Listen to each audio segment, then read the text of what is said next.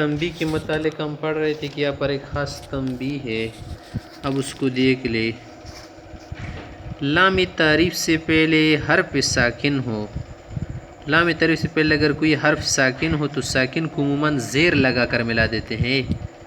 الصلاۃ ہے نا، الصلاۃ خیر من النوم، من ہے نا، اس کے بعد الف لام والا حرف آیا ہے نا، نوم، النوم، اس سے پہلے کیا آ گیا؟ کوئی حرف ساکن آ گیا تو اس کو زیر دے کر ملائیں گے، مگر میں نے کیسا حرف ہے نا کہ اس کو زبر دیں گے۔ الصلاۃ خیر من النوم نہیں پڑھیں گے، من النوم پڑھیں گے۔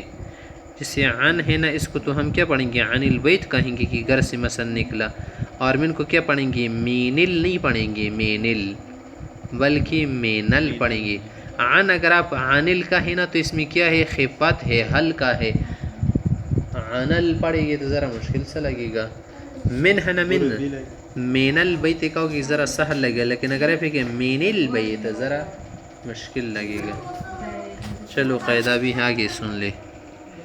نمبر 5، جب تنوین والا لفظ معرب باللام کے ماقبل ہو، یعنی ایک لفظ ہے آپ کے پاس معرب باللام، دوسرا لفظ ہے تنوین والا، وہ اس سے آگے ہے، تو نونی تنوین کو کسرہ دے کر لام کے ساتھ ملا کر پڑھیں گے۔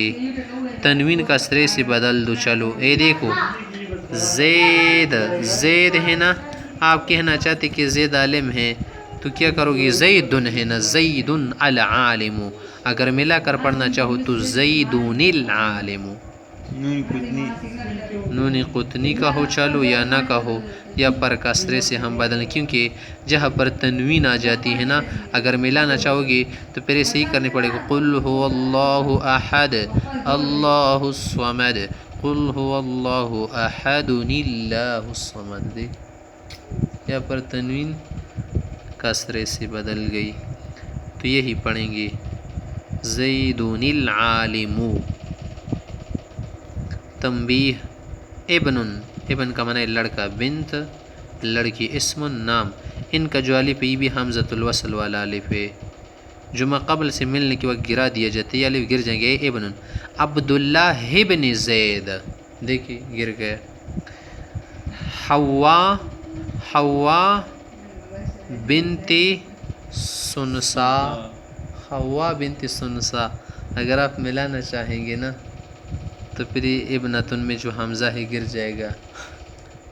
مثلا خوا بن گرگنی، کملۃ ابن، کملۃ ابنت شویس، کملۃ ابنت شویس۔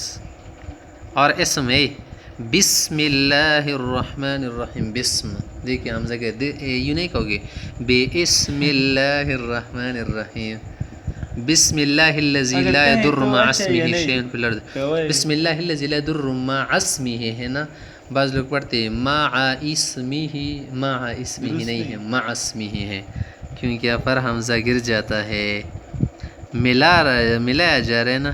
ہوا ابن ایک لڑکے، ہذا اسم ایک نام ہے، ہذا اسم، زیدو، زیدون ابن گلبدین، زید ابن گلبدین، دیکھیے یہاں پر آپ نے حمزہ گرا دیا۔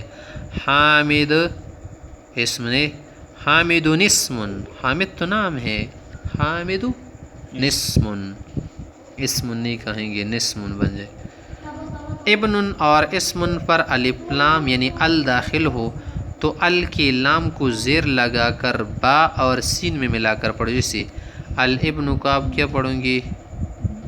الابن، الابن، ابن کا لفظ ہے نا، اس پر الف لام داخل ہو گیا نا، ہے تو کیا کریں گے؟ زیر لگا کر کہیں گے الابن، الابن ہے نا، الابن کہو گے۔ الاسم ہے نا، الاسم، الاسم، دیکھیے الاسم پڑھنا چاہے، اگرچہ عام بول چال میں اس کا خیال کم رکھا جاتا ہے، عام بول چال میں سے نہیں پڑھتے۔ الابن ہے نا، حمزہ گرا دو، نہیں تو حمزہ وصل ہے نا، الابن بن جائے گا، معرفہ ہے۔